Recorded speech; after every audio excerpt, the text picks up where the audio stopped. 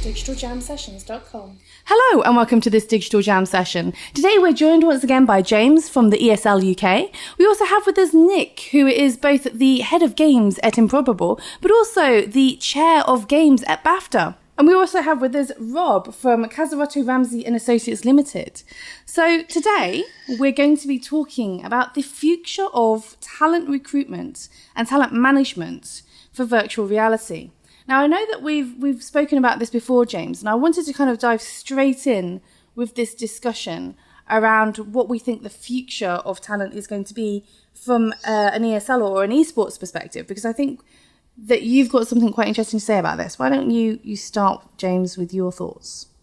I suppose the angle we're coming from actually is how we are recruiting talent and managing talent already, because we're obviously a new industry and we're digitally led. So, where do these people come from and how do we sort of grow their careers within us as a tournament operator, but their entire career within esports? Generally speaking, if we start by looking where they actually come from, they can be an influencer or a YouTuber or just, coming out of the blue and approaching us and saying, I quite like the idea of casting, or, I'm getting quite good at games, etc. So we give them the chance. And that process, we're not necessarily looking for any particular skill sets beforehand. It's literally just putting them on a trial and going for it. And then as their careers develop with us, we can quickly see how popular and interactive they can be, and we develop their skill sets in a broadcast form. So it really is this kind of random or social way people do get involved with us. And if you look at, especially, I've got to always mention the UK, if you look at the UK, we're particularly good at finding these sort of people. British people tend to be very good for the esports industry. And I'd say... I'm curious though, James, when you talk about the kind of the skill set mix required for somebody who's going to be involved in esports, is there a degree of forgiveness for the fact that if they're not terribly good at gaming, I don't think they're going to get away with much, but if they don't have much personality, is it one of those things that can be forgiven? Or does it absolutely need to be somebody that can be charming and engaging and as you say, interactive? Does it need that personality, or do you think it's down to the gaming skill?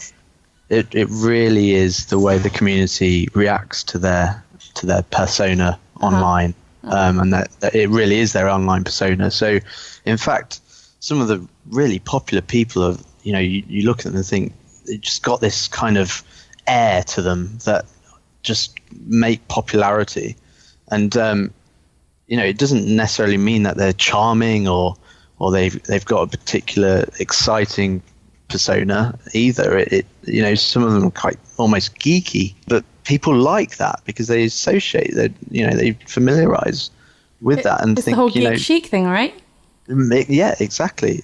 So really it just falls down to, I suppose, their legitimate ability to understand and communicate with a community. And bear in mind, with esports, there's hundreds of communities. We're not talking, we can't categorize esports in one sort of small sentence. It's a very diverse industry as well. So yeah, I would say compared to, I guess, a talent-led industry, film or theatre, it's completely different. And well, in terms of recruitment, anyway. So in terms of management, or even in terms of recruitment, I suppose that brings us to you, Rob, in as much as a traditional agent, you deal with actors and you deal with writers and you deal with these very recognised roles and recognised kind of expectations, if you like, for these roles that people have within these industries. But when we're talking about a new industry like virtual reality, where actually there's quite a lot still undecided here, undetermined as such, What do you think are going to be the key things that you're looking for in terms of what type of roles or what type of talent do you think your industries are necessarily going to adapt to first? Is it going to be things like these, pro athletes, if you like to call them that, in the esports arena? Or is it going to be actual performance artists, such as your actors who are acting in live 360 films, for example, or voiceover artists, that kind of thing? What do you think it is going to be? Is it going to be that thing that you're familiar with? Or do you think people are going to be willing to step out on a limb and try something new? Well, we don't represent acting talent at Cassarotto. Our work here is primarily with directors and writers. And we also have a sister agency called Cassarotto Marsh, which represents heads of department like DOPs, directors of photography, editors, production designers, etc. But I think it is becoming an area that we really need to be aware of and be on top of, because our clients are becoming aware of it and wanting to expand in that area. I've come at it from a slightly different angle because I took on a writer a few years ago called Rhianna Pratchett, who is a games writer, and she came to me because she wanted to write in film and television, and she is moving into that. And initially she didn't really require me to do any of her representation in the games side of things, but I've gradually become more involved in that, and it's been fascinating because I've had a real window into how the industry works. And for me, I would love to be able to represent more talent in that area and understand it better. It seems that VR is about to explode. Am I right? I mean, we're hearing about it every day, and I think it sounds like the actual interface is becoming easier and more affordable, and the games are becoming more and more accessible and better than they were before. So I think it's going to go mainstream. I wonder whether it needs a piece of kit that everybody wants to own, like an iPod, for it to really explode properly. But from the point of view of talent, I think the creators are going to become hugely important, because it's all about content and it's all about what you put on that new medium and how you attract people to want to get involved with it. So our writers are probably going to become more and more in demand. It seemed as though the games industry wanted to draw on Hollywood-style screenwriters to kind of make their games really sparkle. But really, I wonder whether it's more to do with the writers who are working in games currently sort of getting more power and more control within the industry themselves, because they're the ones that really know how this technology works and how to make really good gaming within it. So that's the kind of person, from the point of view of writers and directors, that I'd like to be working with. So, Nick, from your perspective, being as you are the chair of games at BAFTA, I think this is actually quite a relevant conversation from a BAFTA perspective, in as much as a large proportion of the people who will be coming into the virtual reality industry, the VR industry, are going to be people who have writing experience from other areas, because frankly, VR is a new medium and there are no hard and fast rules as to how one writes for VR. And so we're going to find this interesting mix of people who are emerging from the games industry or the TV and film industry or the theatre industry, the immersive theatre industries, and even, comic book writers who will be trying to step into the virtual reality industry to write content for the medium. And I'm curious from your perspective if you kind of see that synergy that Nick is talking about, of this idea that rather than it being, film and TV writers coming in and kind of, calling the shots Hollywood style, that it's going to end up being more a case of game writers and game narrative designers kind of stepping up to the plate and saying, actually, this is the way that we believe that this needs to happen, because we're used to interactive narrative, immersive narrative that needs more complexity. I think it's going to very much depend on the individuals. It's difficult to say games writers or film writers. What you need, you need the best people, the best writers, whatever, but you need people with a little bit of flexibility who can find different ways to solve problems. We've seen the first generation of games. We haven't seen that much VR entertainment. We haven't seen how a film, how a narrative can be shown in a directed way within a VR. How are you dealing with cameras? How are you dealing with forcing people to listen to the story, or how are you encouraging them to listen to the story? And that's where we don't already have the answers, so people are going to have to come up with the answers. And maybe the first one is not the right answer, but maybe the second one is the right answer, or maybe 15 attempts later you actually get the right answer. And so you've got to have a very creative approach to try and find different ways to do things. That can be from anyone. That can be from people who've never written before. That can be from people in any sector who are doing anything. And that's the kind of the wonderful opportunity right now, is for people who haven't necessarily written films at a high level to be able to come in, find a different approach, and to actually put their own voice into it.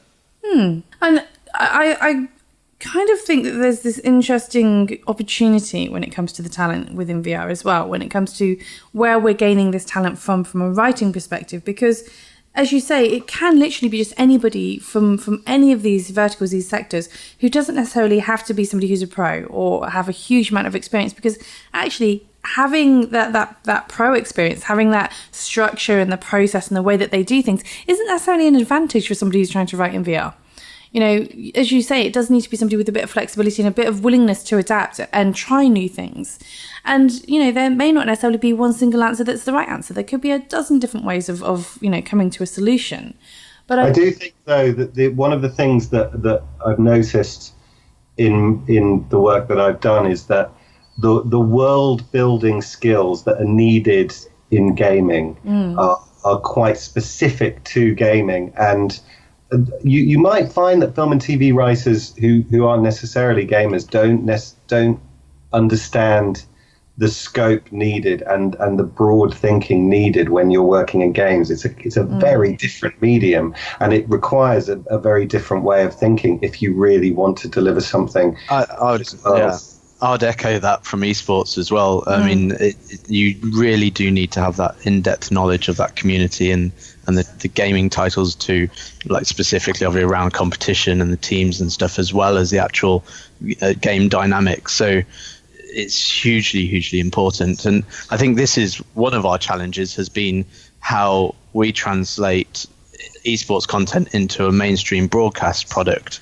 And I think one of the main problems there is the fact that the broadcasters don't understand that actually they can't just kind of take esports and translate it into a mainstream broadcast, because they can't even lend their own talent to that unless they do have this in-depth knowledge. It's almost like it's very, very homemade or home-generated content that's coming from the talent. And what Rob was saying earlier about how the writers are going to become more and more important, I can completely see that, because with esports as well, the type of things people are talking about is on the fly. They're considering all of this content in their own mind, constantly, and that's always changing and adapting as new characters and new game types come out, etc., and new titles. So yeah, I think it's a completely different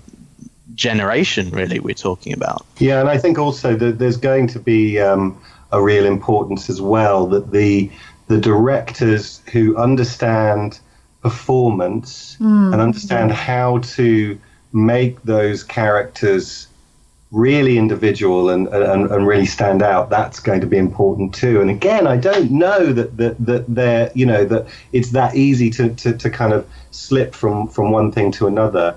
I think you really have to embrace it. I've been talking to a director recently who's been making a name for himself in gaming, and had said to me, I don't know whether I'd rather come back into television. And I said, you're mad. This is an industry that's exploding, and you're right at the forefront of it, and you have a skill that is absolutely vital to any kind of game, particularly in VR, when you're talking about creating characters that have to live and breathe in this totally three-dimensional environment. So it's important for both directors and writers. I just want to. Sorry, isn't the interesting thing you say kind of TV, and so he's been in TV, he's working games. Isn't the interesting thing in the area between the two? The gaps are coming down. What's the kind of the lessons and the learning from TV are applying more into games. As you say, the world building lessons that go into games come more into TV. And when you're going into VR, you're kind of everybody's got to deal with a lack of control. You're not able to get the player to look where you want them to look, and that's a fundamentally different thing. You have to approach everything so differently because you can't get them to look where you want them to look. You have to attract them. You have to give them a noise. You have to give them a visual signal, something that will get them to look at the story that you want them to tell. No, the thing I wanted to draw down on as well, though, that you're talking about there, Nick, is this whole world building thing. And actually, I think that there's an interesting case to be made in as much as people who are transmedia specialists actually have a lot to contribute to this conversation as well. And again, somebody who's a transmedia world builder or a transmedia franchise specialist isn't necessarily somebody that somebody in the VR industries would think to approach when it comes to narrative design. And yet their way of thinking is exactly in this ballpark of this idea of having this openness and this willingness to work with the entirety of the creative universe in a way that perhaps a traditional film director isn't necessarily going to be able to get their head around. So I do think that there are other interesting areas of discussion with other industries, but one of the other things that was mentioned as well is this idea that actually a lot of what's gonna happen and what we're gonna see emerging is the idea of cross-industry learning, cross-sector learning, and what can the games industry contribute, what can the film industry contribute, what can the theatre industry contribute, what can all these different industries bring to the table in order to help to define unified terminology and what the shape of this new medium is going to look like. But one of the areas that I do want to discuss, because I think this is kind of interesting, is that I think we're kind of established on the fact that there isn't necessarily one size fits all solution here in terms of the talent. And irrespective of where the talent is coming from, I think the one thing that is going to happen in the next kind of 6 to 8 months that we're going to start to see more and more of is a talent gap and skills gaps when it comes to people who can step into the VR industry and be effective, be that director, be that writer, be that performance, that there are definitely going to be some knowledge gaps. And a really great example of this would be even, for example, in performance. When you have somebody who is acting for TV versus film, that's already two different types of performance right there. Throw into that mix somebody who's performing for theatre or immersive theatre, that's a completely different set of skills to film or TV. And throw into that the idea of somebody who's performing for VR, and suddenly you've got this hybrid performance that isn't quite one of anything, but has a whole new set of skills that need to be understood and defined. And I'm curious from your perspective, I'm going to go with you, James, what you think is going to be the kind of interesting skill sets required for somebody who's trying to not be an esports star, but be a VR esports star. I suppose the way we can talk about it is the fact that what we're actually doing on a daily basis is creating content out of a digital medium. So we're looking to, make content out of gaming constantly. And it's really nice that we've also got this kind of theatrical side of things, because we need to also commentate and create a stage show and do interviews and all that sort of thing. So I think the only way I can really imagine, I suppose, the skill sets that we would require if this included VR, and we've had lots of conversations of how VR could potentially fit in what we do, and there is a natural fit there, I think, as time moves on. It has to come from some level of, I guess if it was to come from the community as we see now, it would be people who live and breathe VR and they live in that space, and they kind of got that flair for wanting to create content, so they would sort of pop out with some ideas or a show reel of saying, hey, look what I managed to do with my VR headset and however I was recording that. And or could it be that specific industries like, and I personally think it would be along the lines of the theatre industry, because they're so used to that live 360 space, that anything can happen at any point, that if they were to adopt VR technology in their entire production from the start, from writing content but also acting out content in that kind of stage set, maybe that's the sort of first steps. And in fact, it's funny you say that, because we're already looking in that area and how what sort of industries do we start working with. And I know that places like Pinewood Studios are very, very keen on working on games content, and they already are. But also our conversations with theatre production companies are are really starting to excel now. It's very, very interesting space. So I do think it's just about kind of marrying the technology with an existing kind of creative space or creative industry, and then seeing what happens, I suppose, and experimental. And what about you, Nick? Do you see that perhaps the traditional chasms between, BAFTA's divisions of TV, film, games? Do you see those gaps narrowing? Do you see that there's going to be perhaps more interaction between these areas? Absolutely. That was actually how I stood for chair of the Games Committee, was talking about the breakdowns between these areas, and not just those traditional areas. I love the fact you mentioned theatre. I know we're not supposed to talk about it, but secret cinema is a wonderful thing. It's experiential cinema, but it's experiential cinema that works in a 3D space, and that's a kind of very nice, easy segue into VR and AR. I don't see. In 10 years, I think we'll laugh about the fact that we had divisions. I think we'll look back and go, oh, back in those days, we actually thought they were all separate industries. And I'd love to, it will be interesting. Maybe we should have a 10-year reunion and see where we got to. The gaps are breaking down, and the best people, the people that are coming up with the most interesting approaches, are the people who are multi-skilled, who think of different areas, who have backgrounds in different places, who are coming up with ideas that maybe somebody else hasn't come up with. This is a lovely point to segue into those of our listeners who have not yet had a listen to the VR Writers' Rooms. So perhaps go and have a little exploration of the VR Writers' Room, where indeed we do bring together multiple different industries to talk about the future of creating narrative design for VR. But Rob, I'm curious to hear from you as to what your thoughts are in this collaborative middle ground space of talent that isn't necessarily traditionally from film or TV or even necessarily the games industries, but this idea of multi-talented, multi-industry experience being the key going forwards with the talent that you deal with. Do you think this is going to be the thing that you're looking for, or do you think it's more a case of retraining existing talent?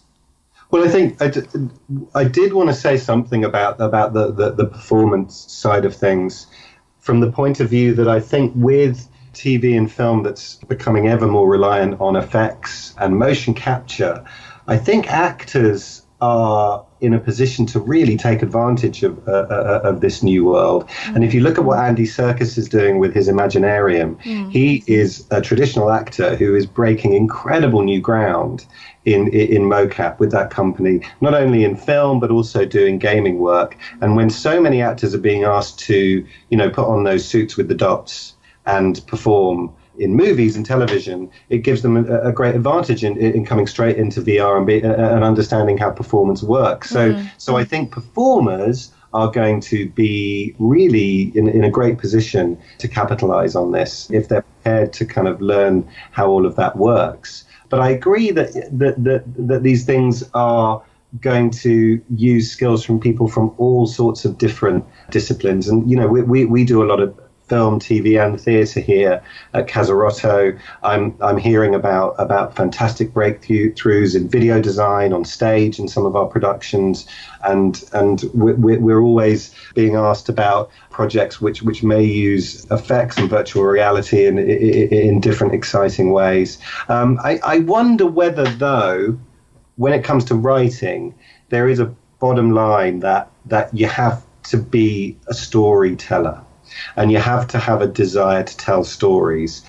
And that is something that is an unchanging skill. That's something that will always be constant. And you always have to be able to tell stories that capture an audience and keep people interested. And in a way, I think it's that skill which translates across all the different media and will allow someone to make a success of themselves. It's always got to be about storytelling, whether you're putting a headset on or sitting in a chair at the theatre. Absolutely, and I do think that we're going to start to emerge into a new kind of era of storytelling where, rather than it being about the format and the platform, it becomes more a case of, I have a very interesting story to tell, and I will facilitate the technology to utilize that technology to help tell my story, rather than saying, I want to use VR to tell a story. or I want to use a game to tell a story. Absolutely. You've got to have something to say. You have to have something to say, and then you work out which of these media is going to help me tell that story in the best way. And I don't think also it's a case of one thing replacing the other. I think everything can live in the same universe. I mean, we're on a podcast at the moment. Who'd have thought that in an age of, after film, after TV, after gaming, that effectively radio would be as popular as it is. And it's because every single media can live and be valuable in its own way. We're just merrily assisting somebody on their commute to work. as they're driving on the highways, they're just listening to our dulcet tones. Such is the nature of media. But, one of the things that I want to talk about is actually just kind of revisiting one of James's points. And that's really around this idea of the democratization of the ability and the skills and the talents required to be able to get into this thing. And, you talked there about motion capture, and one of the things that kind of comes to mind is that there are some new kind of haptic suits being designed that are kind of these motion capture suits that anybody can wear, and they'll be able to then kind of translate their movement into the VR world, in terms of controlling their experience in the VR world. And I think that the technology is at a stage now where actually just about anything is possible. We're seeing people make entire movies on an iPhone these days, and everybody's a YouTube star. Everybody's, coming at it from the idea of self-distribution, self-publishing is really something that's quite common nowadays. And, when we look at the games industry and we look at the independent games, and indie game studios and how they kind of get into it from, people's garages and bedrooms, I feel like we're not quite at that stage yet in terms of VR content creation, but I feel like we're going to be pretty close to facilitating that reasonably quickly, given the technology that's available and given the mindset of this next digital generation that's kind of coming up the ranks at the moment. I'm curious from your perspective, Nick, what you think, is going to be that thing that facilitates a shift in the way that people are thinking about how they get into these industries and how they utilize the technology that's around them every day to get into something like VR. I think there are a huge number of opportunities created. The good thing is I probably don't know what it is that people will use to get in. You say people can make a film now on their phone, absolutely. But I'm sure somebody will find something much more interesting. They'll find a different way of doing it. And the good thing is there's a tremendous amount of creativity, and there's some wonderful kind of exciting ideas. And people now actually have the chance to use whatever they have to tell those stories, to give over those ideas, to come up with something new and wonderful. Technology-wise, there are so many new technologies to kind of sample. We're working on a distributed server technology, the kind of the idea of having lots of people working together in the same place. The evolution of collaborative design. All these things kind of coming together. We're going to see what's coming out, and I don't know what it is, but I really can't wait to see it. Okay, well, as usual, we always ask what it is that you think is going to be that significant shift, but be it technological or cultural, that's going to change the way that you do business. And in this context, I'm going to ask what you think it is that's going to shift your industry towards VR. And I'll start with you, James, because you've had the most time to think about this, really, in terms of the conversations that we've been having of late. But what do you think it is that's going to need to change significantly within the esports industries to really start to see this taking off in terms of this engagement with VR and the technology of immersive entertainment? So, obviously, I think mainly it's the marrying of our live experiences and the digital content that we're productions around. So it's going to be something around that. And then I think also there's this extra theatrical element of what we're doing. So, borrowing that IP within a game, because at the end of the day, what we know is that people are watching esports content because they love the game, they love the IP, it's their passion, and that's what they love to do. Whether it's playing it, well, although 40% of those people who are watching a particular game don't actually play the game, I think that bolsters the fact that it is the IP that they're buying really into. And you could even compare, Ingress with Pokemon Go. Look at the difference there. So I think as we sort of experiment with VR, I think what I'd like to see and what I think would make the big difference is how that IP comes out of the game and then becomes part of that virtual reality theatrical performance with people performing within there. Do you see it as potentially an immersive theatre, kind of bridging the gap between the things? Exactly. I mean, for the first time, we actually experimented with some augmented reality in one of our productions, and that was even an amazing shift. And you have this conversation, you're thinking, hold on, that's not even touching it. So so yeah, I really do. Yeah, I mean, we were talking the other day about the idea of a racing game, and then the cars come into a pit stop, and you'll have 4 people changing the tires on the wheels on the car in this immersive theatre environment. And I think it's mind-boggling. It's so hard to imagine what that could be, but it's got to be something along those lines. It's got to be something about that, bringing that IP out of the game into the theatrical performance around what we're producing. That's what my conclusion is. Okay. And Rob, what's your take on this in terms of what do you see needing to be that significant shift that's going to change the way that an agency like yours would engage with the VR industry and the VR talent within that industry? I think it's something that will happen alongside what we do already. I don't.